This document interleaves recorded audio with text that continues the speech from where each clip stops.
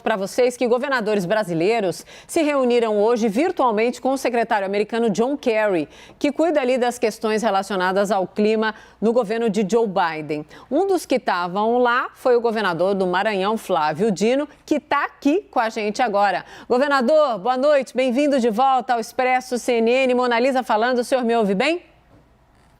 Prazer, Mona Lisa, voltar a falar com você e com todos aqueles que nos acompanham. Prazer é todo meu. Vamos lá, governador.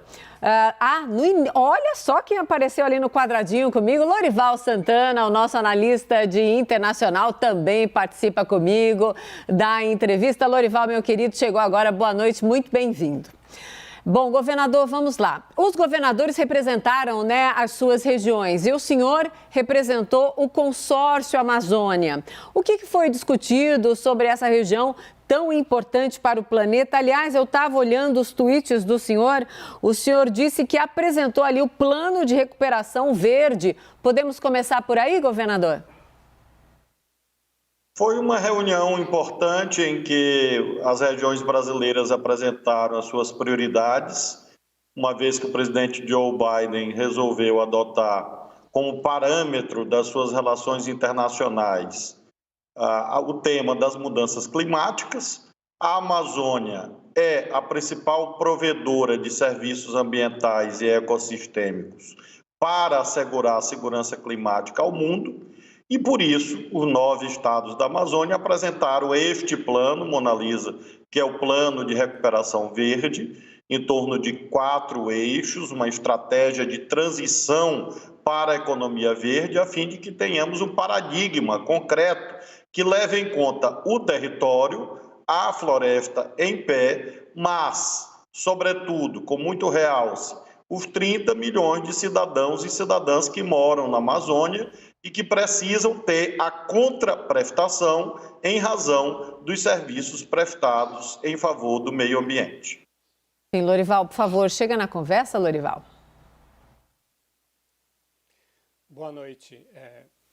A assessoria de imprensa do Departamento de Estado soltou uma nota sobre essa reunião virtual, dizendo que o John Kerry discutiu com os governadores brasileiros sobre a possibilidade dos Estados Unidos apoiar resultados mais ambiciosos para os esforços do Brasil. Disse que a responsabilidade operacional está também nas mãos de governadores e de prefeitos de todos os níveis e que os Estados Unidos podem apoiar esses esforços para o Brasil conter o desmatamento ilegal e alcançar as suas metas, de redução para até emissão líquida zero de gases e também o desmatamento ilegal zero até 2030.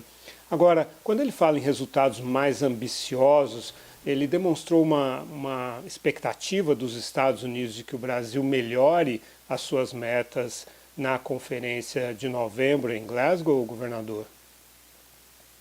Lorival, eu percebi uma inquietação que não é apenas do governo dos Estados Unidos, quanto ao cumprimento das metas já anunciadas.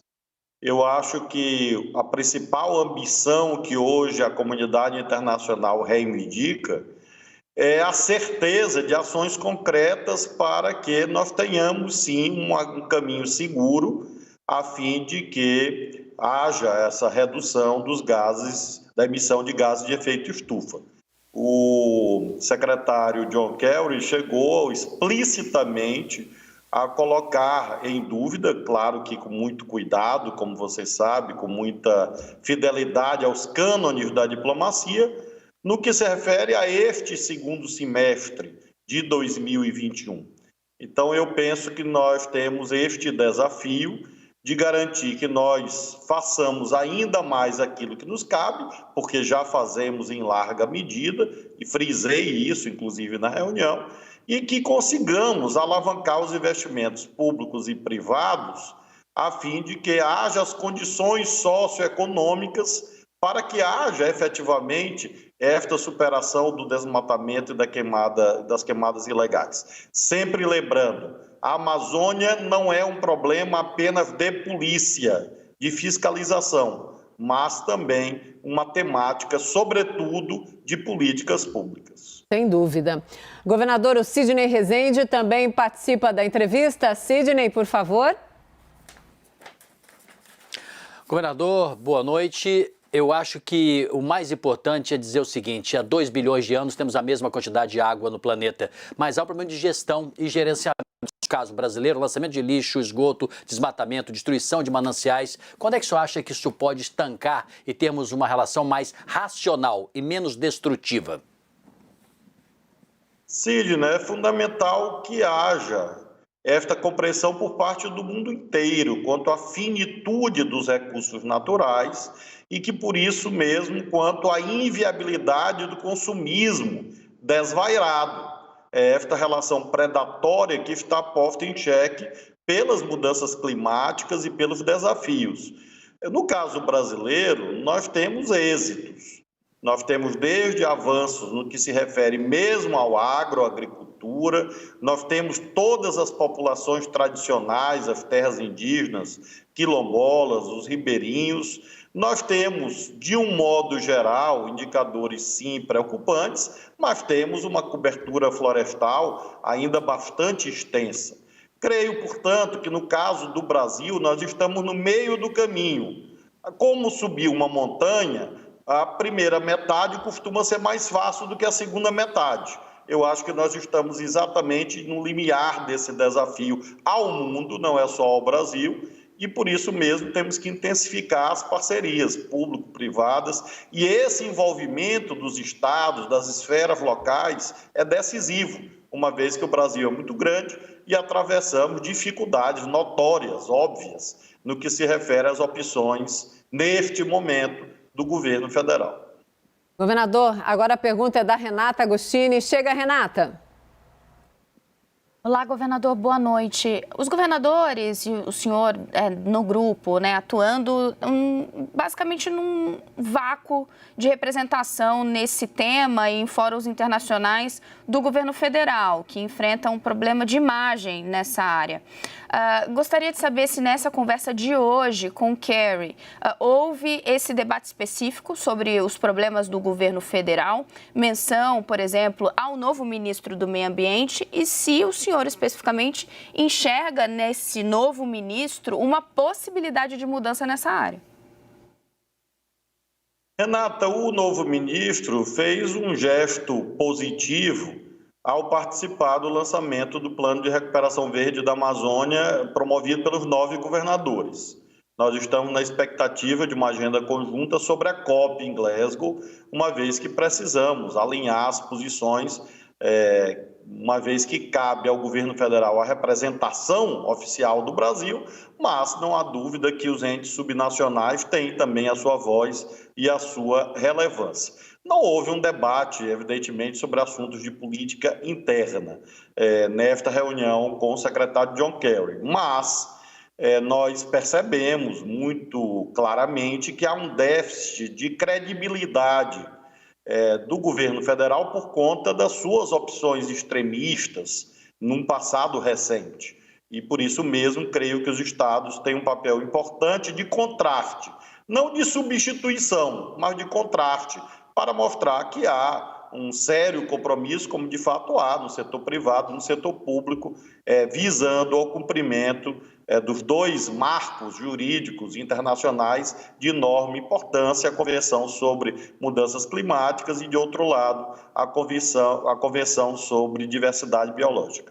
Governador, quero mudar de assunto porque a gente noticiou aqui no Expresso CNN, no comecinho dessa edição, que a Anvisa recebeu, então, o pedido de autorização de uso da Coronavac para menores de idade. O Instituto Butantan quer incluir a faixa etária, governador, de 3 a 17 anos na bula da vacina. E por que eu estou trazendo essa informação? Porque São Luís anunciou a vacinação contra a Covid para adolescentes com 14 anos nessa sexta-feira. Queria saber como é que está a vacinação. Estamos avançando em todas as regiões do Maranhão.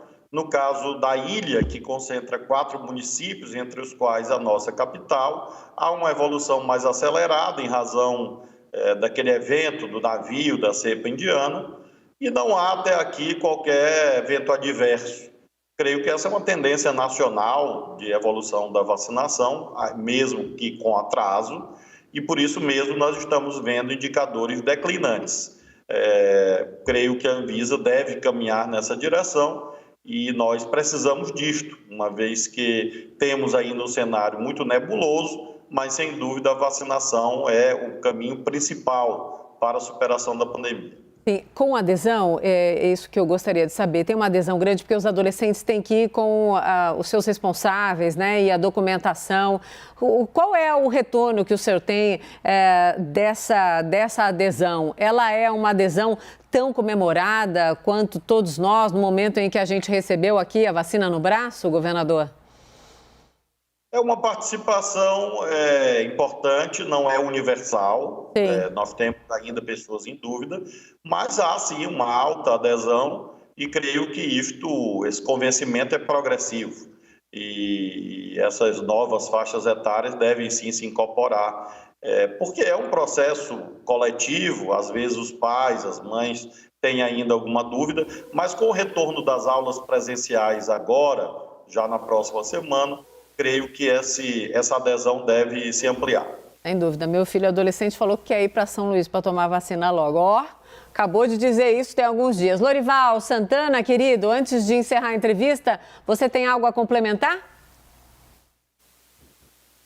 queria perguntar sobre a Sputnik, já que o tema é vacina. Por favor, vamos lá. Governador, o Nordeste desistiu, não vai necessitar mais da Sputnik, governador?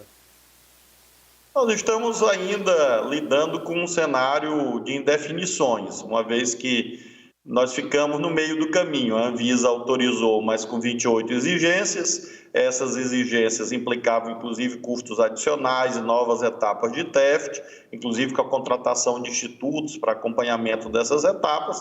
Posteriormente, o Ministério da Saúde fixou a posição de não incorporar a Sputnik no Plano Nacional de Imunização, e isso acabou constituindo um conjunto de obstáculos, pelo qual hoje, concretamente, a tendência mais forte é de, no curto prazo, não haver a importação da Sputnik. Por que eu refiro, Lorival, ao curto prazo? Porque, provavelmente, nós teremos a continuidade da vacinação nos anos vindouros, de modo que é muito importante que nós tenhamos uma relação mais ampla, um portfólio mais amplo de vacinas, porque nós somos 210 milhões de pessoas que provavelmente, não há certeza científica, vamos precisar repetir ciclos de vacinação periodicamente.